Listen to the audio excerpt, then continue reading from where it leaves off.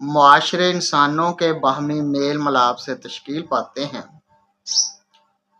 کم آبادی کے علاقوں میں معاشرتی حلقے گلی کوچوں، محلہ جات اور بستیوں کی شکل میں زیادہ آبادی شہروں کے روپ میں اور زیادہ وسیع تر علاقے ریاستوں اور ملکوں کی صورت اختیار کر لیتے ہیں۔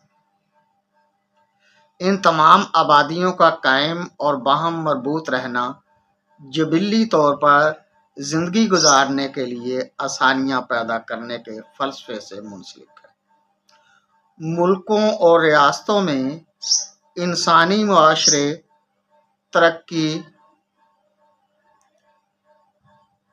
خوشحالی کے منصوبے بناتے ہیں۔ دفاع وطن اور امن و امان میں رہ کر ترقی